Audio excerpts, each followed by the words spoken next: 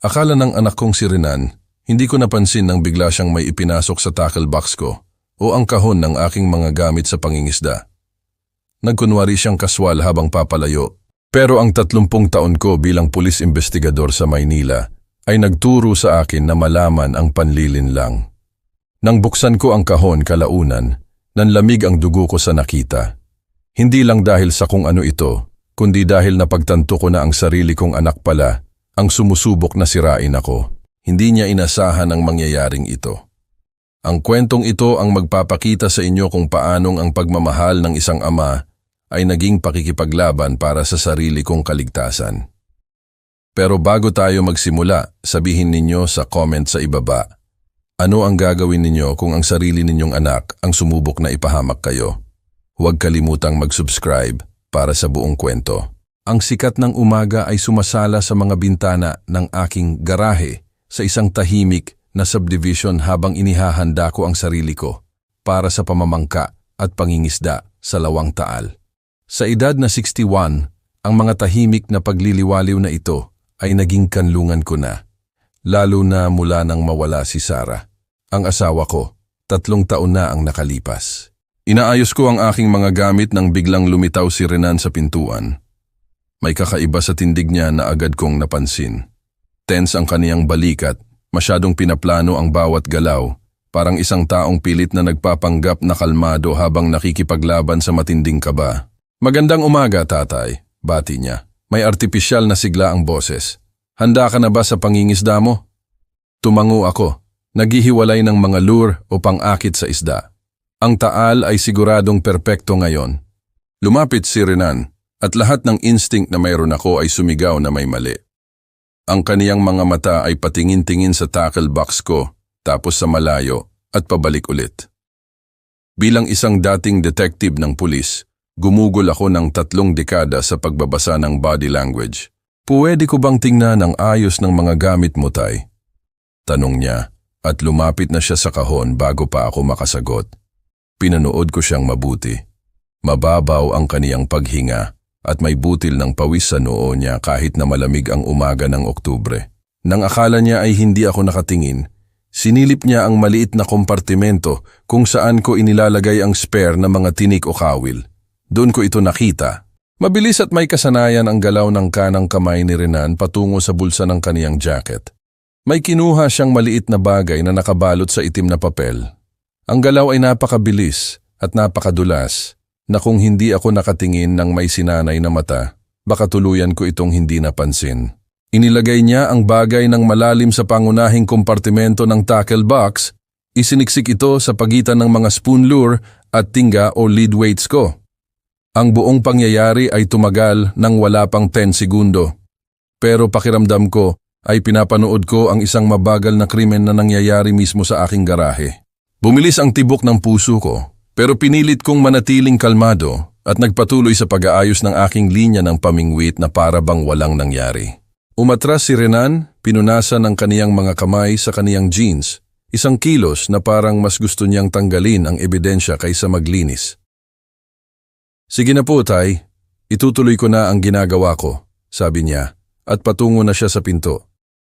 Mag-ingat ka po, makahuli ka sana ng malalaking isda. Pinanood ko siyang mawala sa loob ng bahay at ang mga yabag niya ay umalingaw-ngaw habang umaakyat siya sa hagdan. Nanahimik ang garahe, maliban sa ingay ng traffic sa malayo at sa mabigat kong paghinga.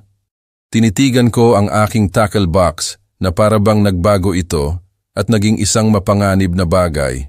Anuman ang itinago ni Renan sa loob, malinaw na ayaw niyang makita ko agad ito. Pero parang inaasahan din niya na balang araw ay makikita ko ito.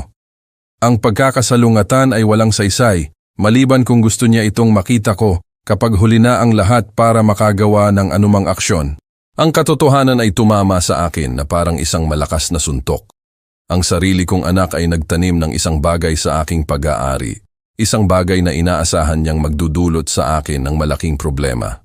Inisip ko ang mga nakalipas na buwan. Ang tumitinding desperasyon ni Renan tungkol sa pera. Ang biglaang pagbabago ng kaniyang mood. Ang paraan ng pag-iwas niya sa eye contact sa tuwing nag-uusap kami. Mga senyales na inakala kong dulot lang ng stress sa kawalan ng trabaho at sa patuloy na kalungkutan mula nang mawala si Sarah. Mga senyales na binaliwala ko dahil mahal ko siya. Pero ang 30 taon ko sa pulisya ay nagturo sa akin na ang pag-ibig ay maaaring magbulag sa iyo sa katotohanan. At ang katotohanan ay nakaupo sa aking tackle box, nakabalot sa itim na papel na parang isang regalong ayaw kong tanggapin. Mayroong mali sa pag-uugali ng anak ko at may masamang kutob ako na anuman ang itinago niya sa aking gamit sa pangingisda ay magpapabago sa lahat ng bagay sa pagitan namin, magpakailanman. Nakatayo sa aking garahe, nakatingin sa tackle box na ngayon ay parang isang ticking bomb. Nagbalik ang aking isip sa gabi bago ito. Siguro, dapat nakita ko na ang mangyayaring ito. Ang mga senyales ay nandoon sa hapunan. Nakasulat sa mukha ni Renan ang desperasyong pinili kong balewalain. Nagsimula ang Biyernes ng gabi ng normal. Nag-ihaw ako ng manok habang nag-aayos si Renan ng mesa sa loob. Dala ng simoy ng Oktubre ang amoy ng nagbabagong mga dahon at sa isang sandali ay parang bumalik ang dati nang lumabas si Sarah mula sa kusina. Nagrereklamo na masyado akong matagal sa pag-iihaw. Pero wala si Sarah.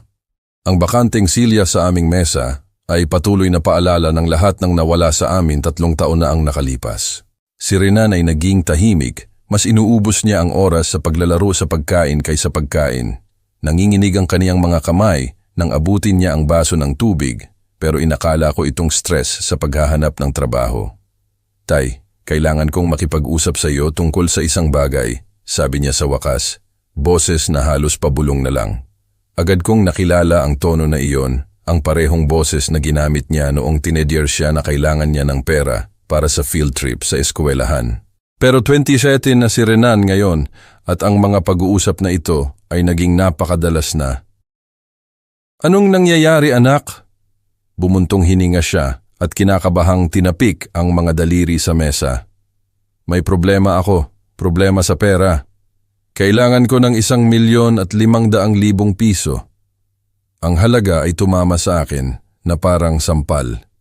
Ibinalik ko ang tinidor ko, pinag-aralan ang kaniyang mukha sa dim na ilaw sa itaas. Namumula ang kaniyang mga mata at ang madilim na bilog ay nagpatanda sa kaniya. Kailan siya naging ganoon kapayat? 1,500,000? Ulit ko, pilit na pinapanatili ang boses na kalmado. Renan, mas malaki pa yan kaysa sa pera ko sa bangko. Anong klaseng problema iyan? Nagdiin ang kaniyang panga. May kumislap sa kaniyang mukha. Galit o desperasyon na naging mas madilim na bagay. Mahalaga pa ba yon? Singhal niya. Ako ang anak mo. Kailangan ko ng tulong. Siyempre mahalaga. Tinutulungan na kita sa loob ng ilang buwan. Pambayad sa upa, pambayad sa kotse, pambili ng pagkain. Saan napupunta ang lahat ng pera na ito? Biglang tumayo si Renan at kinaladkad ang kaniyang silya laban sa sahig na kahoy. Hindi mo naiintindihan ang mga taong ito? Hindi sila pasensyoso. Hindi sila maghihintay na ayusin ko ang mga bagay.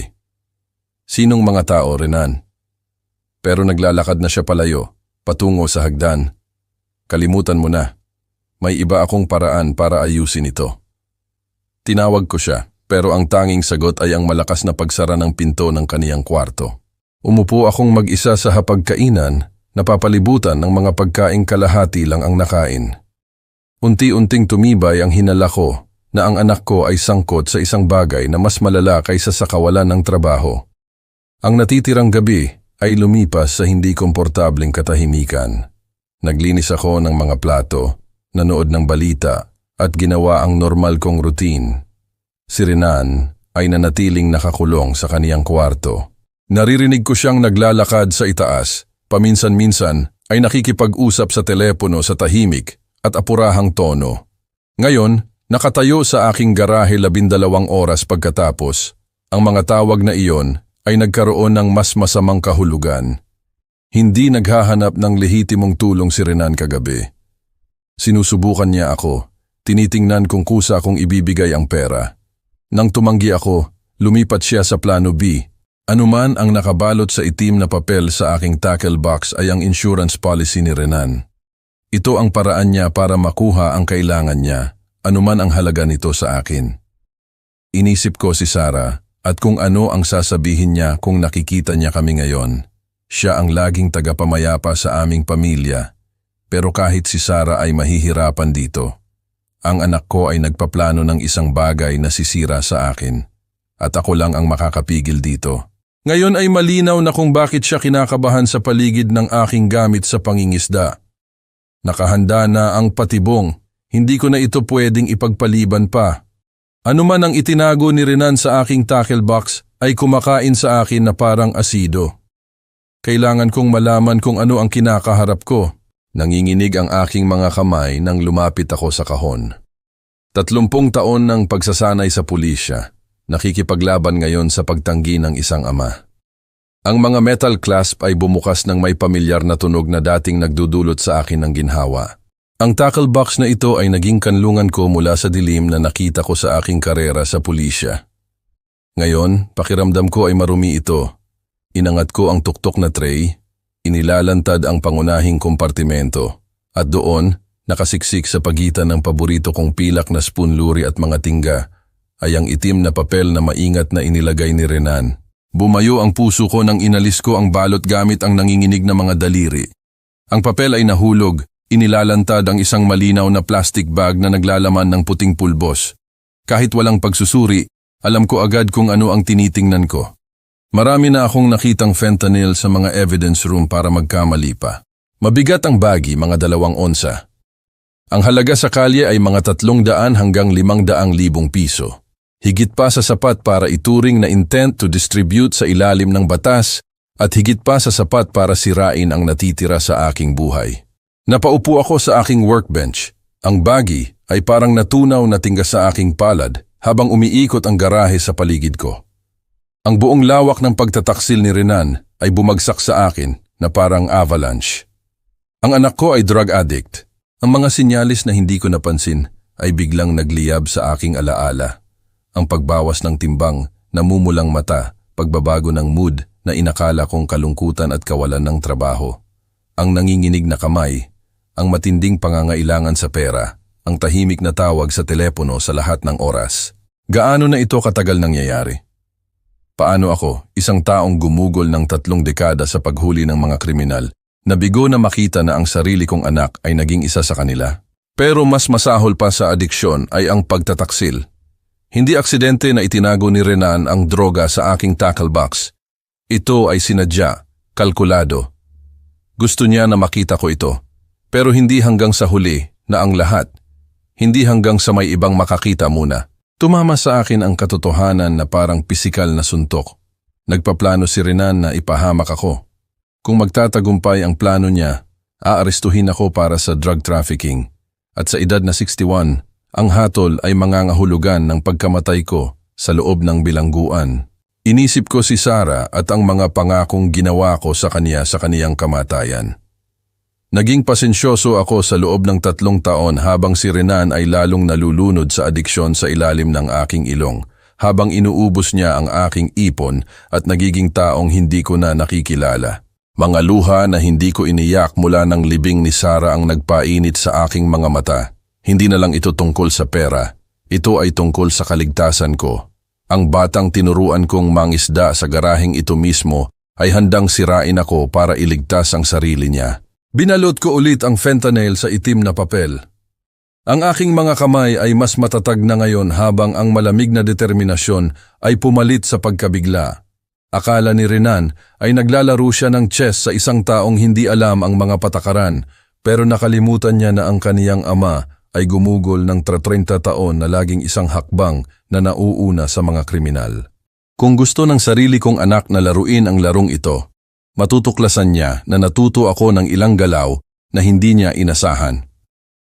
Ang fentanyl ay nakaupo sa aking workbench na parang ebidensya sa isang kaso na ayaw kong lutasin.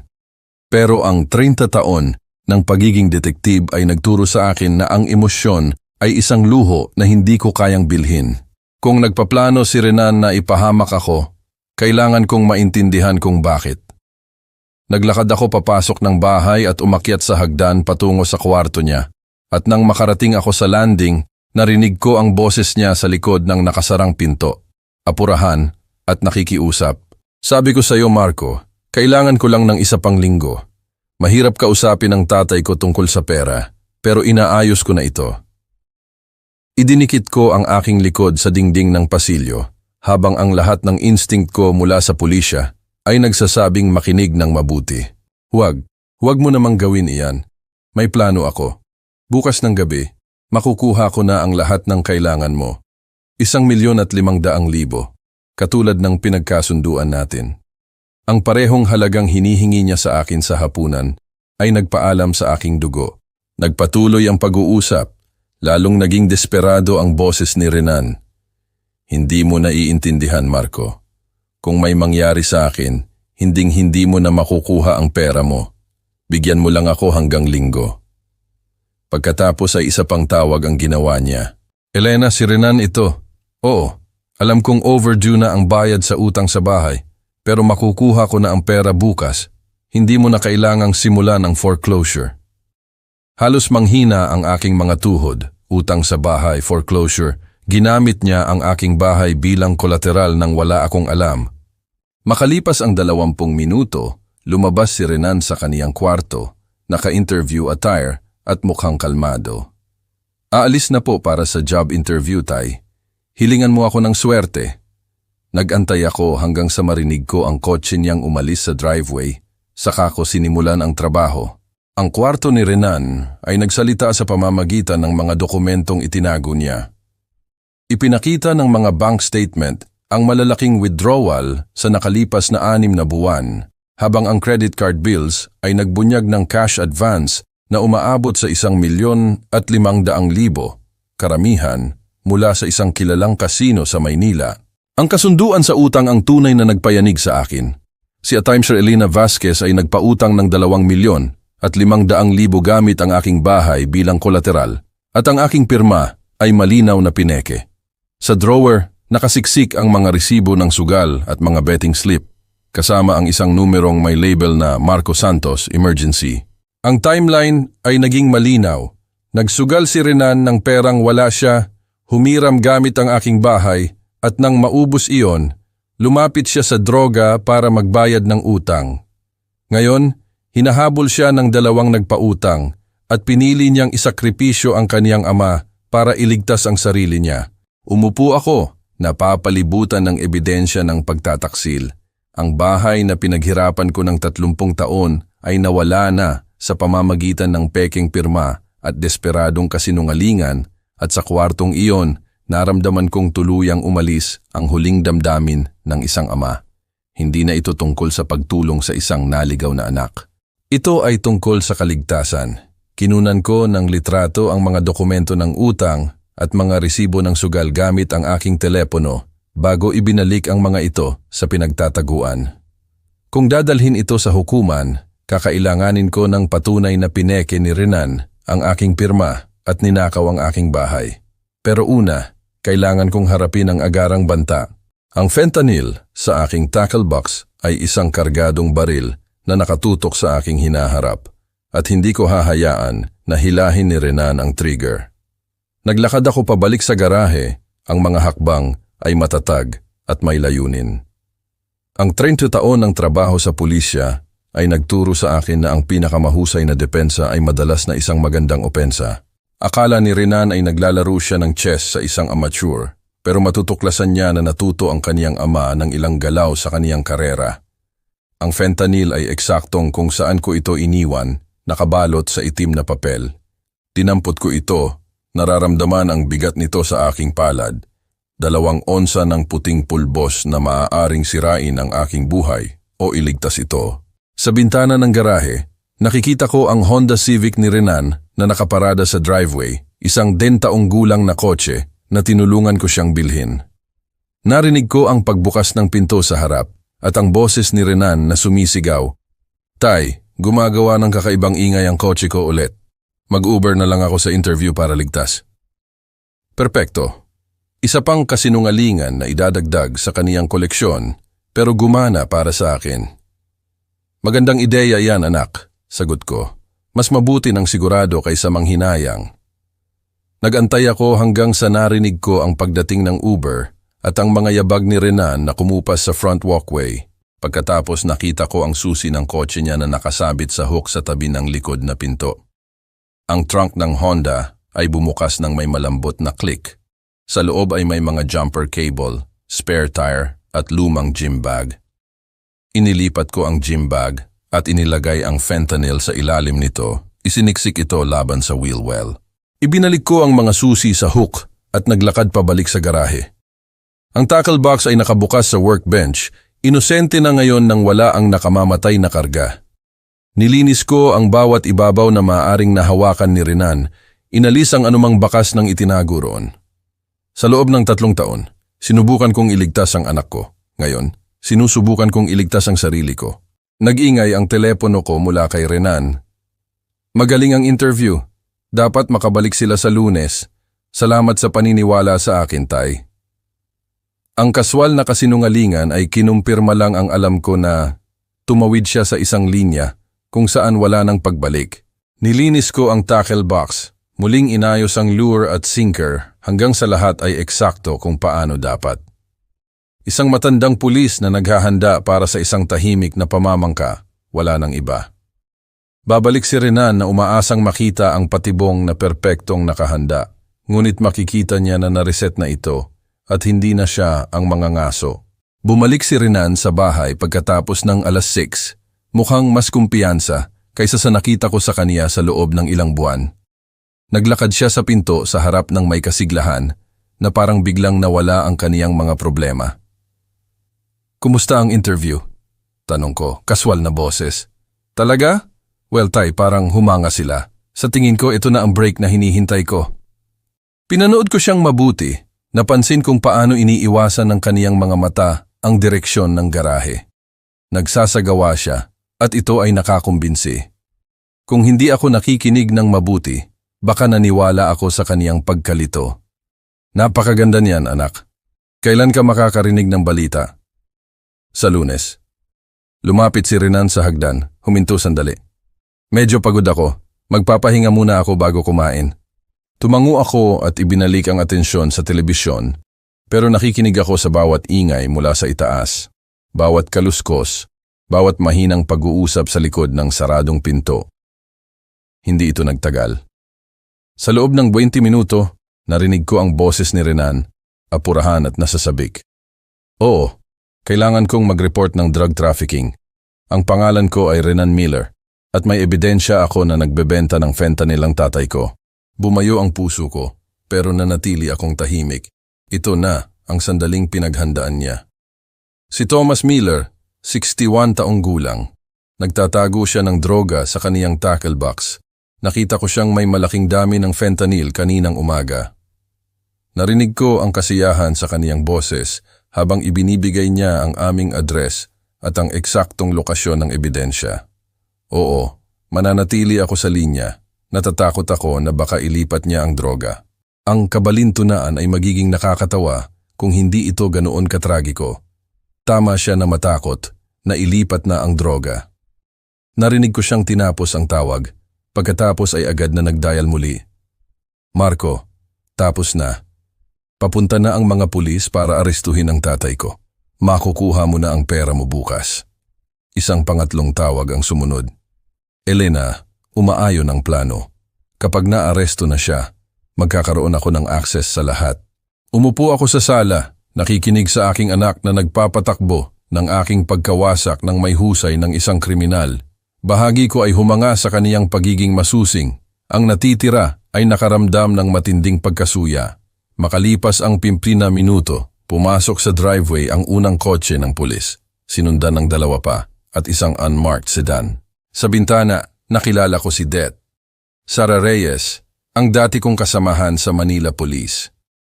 Bumaba si Renan, suot ang maskara ng nag-aalalang inosensya. Tay, may mga pulis sa labas. Anong nangyayari? Kung hindi ko narinig ang mga tawag niya, baka naniwala ako. Tumunog ang doorbell, matindi at may awtoridad. Tumayo ako. Ako na ang bahala, anak. Habang naglalakad ako patungo sa pinto, nakita ko ang refleksyon ni Renan sa salamin. Sa isang iglap, nawala ang maskara, malamig, kalkulado, walang pagsisisi. Binuksan ko ang pinto at nakita si Det. Sarah Reyes, kasama ang mga ahente ng PDEA na nagbabantay sa paligid. "Kumusta, Thomas?" sabi ni Sarah. "Kailangan nating mag-usap." "Siyempre, pasok kayo." Lumapit si Renan, kunwari inag-aalala. "Detective Reyes, may problema po ba ang tatay ko? Nakakuha kami ng report tungkol sa drug trafficking sa address na ito. May warrant kami para maghanap." "Drug trafficking?" Perpektong gulat ni Renan. "Imposible po iyan." "Ayos lang," sabi ko ng kalmado. "Hayaan nating gawin nila ang trabaho nila." Lumapit ang nangungunang ahente. "Ginoong Miller, may impormasyon kami na nagtatago kayo ng fentanyl sa inyong tackle box." Biglang naging matulungin si Renan. "Nasa garahe po iyon. Maipapakita ko." Sinundan namin siya, pinapanood ko ang kumpiyansa niyang lakad, isang lalaking tiyak sa tagumpay ng sarili niyang plano. Ayan na po.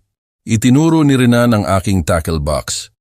Nagtrabaho po si tatay diyan kaninang umaga, mukhang kinakabahan talaga. Lumapit ang ahente ng PDEA, kinunan ito ng litrato mula sa maraming anggulo, bago buksan ang mga clasp. Lumapit si Renan, halatang umaasa, habang iniaangat ng ahente ang tray at sinisiyasat ang bawat kompartimento ng mga lure at sinker. Wala. Tumingin ang ahente, halatang naguguluhan. "Ginoong Miller, wala kaming makitang controlled substance." Pumuti ang mukha ni Renan. "Imposible iyan. Nakita ko siyang may inilagay diyan kaninang umaga. Tingnan ninyo ulit." "Tingnan mo ulit, anak," sabi ko ng tahimik. "Ano ba talaga ang inakala mong nakita mo?" Nagsimulang masira ang kaniyang composure. May nakabalot sa itim na papel, sigurado ako.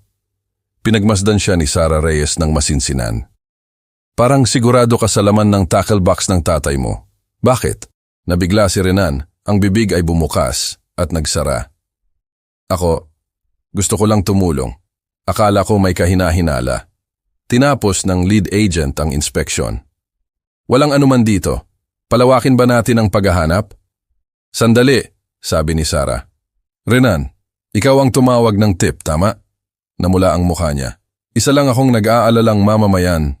"Hanapin natin ang sasakyan mo," putol ni Sarah, malamig na ang tono. "Ang kotse ko?" Pumutok ang boses ni Renan. "Bakit kotse ko? Ako ang nag-report nito." Pero papalapit na ang mga ahente sa Honda Civic. Sinundan sila ni Renan, ang kumpiyansa ay napalitan ng kaba. Bumukas ang trunk ng may mahinang click. Inilipat ng ahente ang gym bag at spare tire sa kahuminto. Lumabas ang kamay niya na may hawak na malinaw na plastic baggie na puno ng puting pulbos, nakabalot sa itim na papel. "Renan Miller," sabi ni Sarah, malamig na parang bakal. "Inaaresto ka para sa pagmamay-ari ng fentanyl na may layuning ipamahagi at paghaharap ng maling report sa pulisya."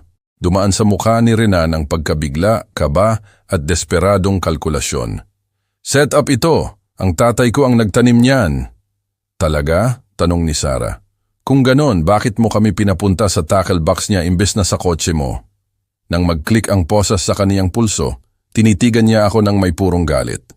"Ikaw ang gumawa nito." Matatag kong sinalubong ang kaniyang mga mata. "Anak, wala akong ideya kung ano ang sinasabi mo." Ang pagkabigla sa kaniyang mukha ang nagsabi ng lahat. Hindi niya inasahan na ang kaniyang ama ang magiging mas mahusay na strategist. Pagkaraan ng 3 linggo, umupo ako sa korte ng Maynila. Pinapanood ang aking anak sa kaniyang orange jumpsuit, maliit at walang bakas ng dating kumpiyansa. Inilahad ng prosecutor ang kaso ng malinaw. 2 onsa ng fentanyl, halagang 500,000, layuning magbenta, maling police report at pagtatangkang ipahamak ang sariling ama. Hindi lamang nagmay-ari si Renan Miller ng ilegal na droga, sabi niya, kundi nagpatakbo rin ng masalimuot na plano upang sirain ang buhay ng sarili niyang ama. Ang abogado ni Renan ay nagbanggit ng adiksyon, desperasyon at family trauma mula sa pagkawala ng kaniyang ina. Pero ang ebidensya ay napakalaki at ang mga recorded phone call ni Renan kina Marco at Elena ay nagtatak ng kaniyang kapalaran. Nang tanungin ni Hukom Harrison kung mayroon pang sasabihin si Renan, dahan-dahang tumayo ang aking anak. "Gusto kong humingi ng tawad sa aking ama," sabi niya, halos hindi marinig. "Ako ay desperado at gumawa ng kakilakilabot na mga pagpipilian. Hinding-hindi ko sinasadya na umabot sa ganito. Umupo ako sa gallery, walang nararamdaman kundi kawalan. Ang paghingi ng tawad ay parang walang laman, ginanap para sa hukom kaysa mula sa puso. Renan Miller, sabi ni Hukom Harrison, ikaw ay sinentensyahan ng 5 taon sa federal na bilangguan para sa drug trafficking at sabwatan. Ang tunog ng gavel ay umalingaw-ngaw sa hukuman na parang pinto na nagsara sa 30 taon ng pagiging ama. Ngunit ang pag-aresto kay Renan ay nalutas lang ang bahagi ng aking problema. Si Attorney Elena Vasquez ay may hawak pa rin ng peke na dokumento para sa bahay at si Marco Santos ay nawala pagkatapos ng pag-aresto ni Renan. Gumugol ako ng linggo kasama si Attorney Cruz, patunayan na ang mga dokumento ay fraudulent. Ang peke na pirma ay malinaw at ang pagtatapat ni Renan ay tumulong sa timeline ng panlilinlang. Magandang balita, paliwanag ng abogado. Walang bisa ang mga fraudulent document. Hindi legal na nalagay sa panganib ang inyong bahay. Si Elena Vasquez ay tumakas para maiwasan ang pag-uusig. Pinanatili ako ni Det Reyes sa kaalaman tungkol sa patuloy na investigasyon. Nagtatrabaho kami kasama ang Federal Marshal para subaybayan sina Elena at Marco. Ang kooperasyon ni Renan ay maaaring mabawasan ang kaniyang sentensya, pero tinitingnan niya ang hindi bababa sa 3 taon. 3 taon minimum. Ang anak ko ay magiging 30 kapag pinalaya. Ako ay magiging 64 kung mabuhay ng ganon. Ang bahay ay nakaramdam ng iba ngayon. Mas walang laman sa mga paraan na hindi pisikal. Naglakad ako sa mga kwarto kung saan kami nagbahagi ng pagkain, nanood ng telebisyon, nagtalo tungkol sa responsibilidad. Ang mga alaala ay kontaminado ng kaalaman sa kaniyang pagtataksil. 2 buwan pagkatapos ng sentensya ni Renan, gumawa ako ng desisyon na hindi ko maiisip noon. Inilagay ko ang bahay sa merkado. Sigurado ka, Thomas? Tanong ni Sara Reyes. Ito ang inyong bahay. Wala na si Sara, sagot ko. At ang anak na pinalaki ko ay wala na rin. Panahon na para magsimula ulit. Sinabi ng realtor na maaari akong umasa ng mabilis na pagbebenta sa hot market ng Maynila. Nagsimula akong mag-ayos ng 30 taon ng alaala. Pinipili kung ano ang ilalagay sa bagong buhay at ano ang iiwan sa nakaraan. Ang ilang chapter ay nagtapos sa pagdiriwang, ang iba sa ginhawa. Isa ay nagtapos sa pagtanggap na ang pamilya ay maaaring magtaksil sa pinakamalalim na tiwala. Pero kaligtasan ay nangangahulugan ng pagpili ng sarili sa ibabaw ng obligasyon sa mga sisira sa iyo. Pagkaraan ng 6 na buwan, tumayo ako sa balkonahe ng bagong apartment sa tahimik na probinsya sa Timog Luzon. Pinapanood ang pagsikat ng araw sa bundok na kulay ginto at pula. Ang tanawin ay kahanga-hanga, hindi tulad ng mga kalye ng suburb kung saan ginugol ko ang 30 taon sa buhay na sa huli ay pag-aari ng iba. Nabenta ang bahay sa loob ng 2 linggo. Pagkatapos bayaran ng utang at legal fees, mayroon akong sapat na pera para bilhin ang maliit na lugar na ito at magsimulang sariwa. Walang utang, walang obligasyon, walang miyembro ng pamilya na maaaring magtaksil sa akin. Pinanatili ko lang ang mahalaga. Litrato ni Sara, gamit sa pangingisda, at ang matigas na aral na ang pag-ibig na walang hangganan ay nagiging enablement. At ang enablement ay sumisira sa nagbibigay at tumatanggap. Sumulat si Renan sa akin ng 2 beses mula sa federal na bilangguan na natili silang hindi nabubuksan sa kitchen counter. Ang ilang tulay, kapag nasunog, mas mabuting iwan bilang abo. Bumisita si Det Reyes nakaraang buwan na may update.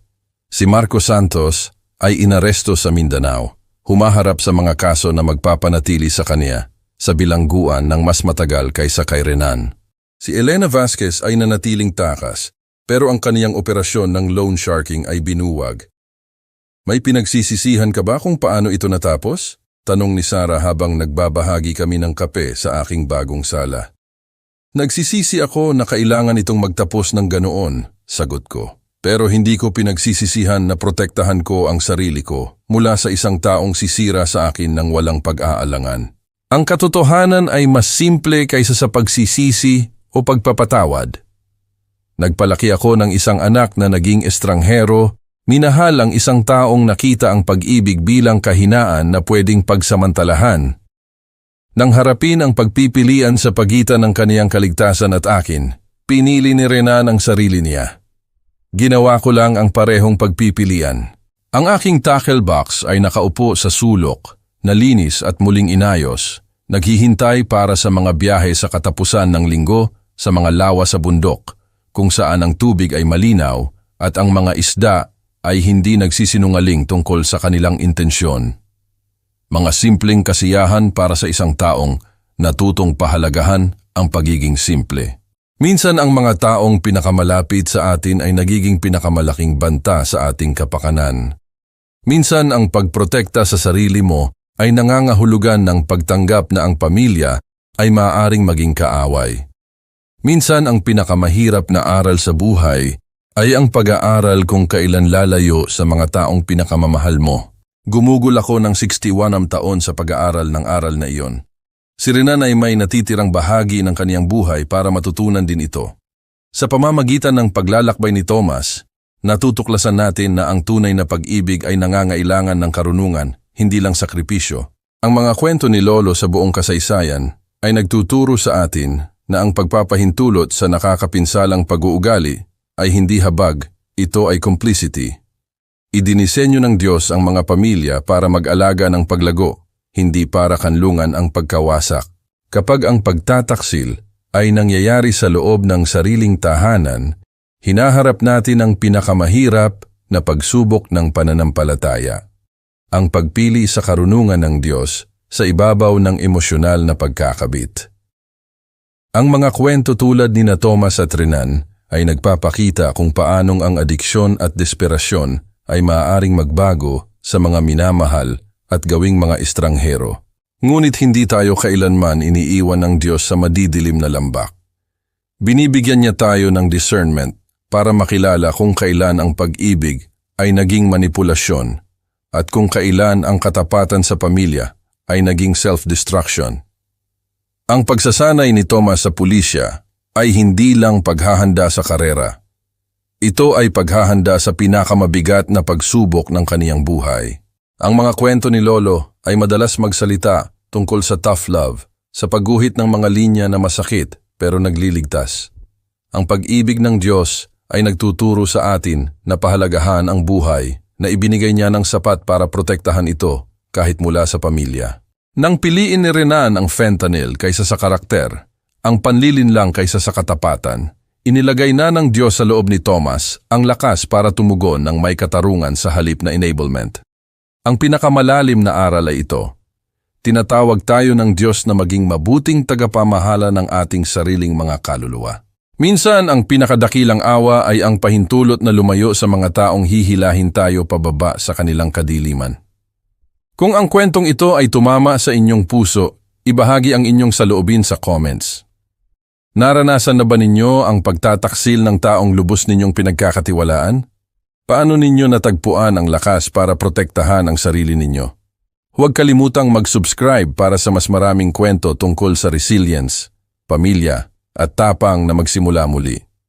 Tandaan, minsan ang pinakadakilang gawa ng pag-ibig ay ang pagtangging sirain ng mga taong handang isakripisyo ka para sa sarili nilang kaligtasan.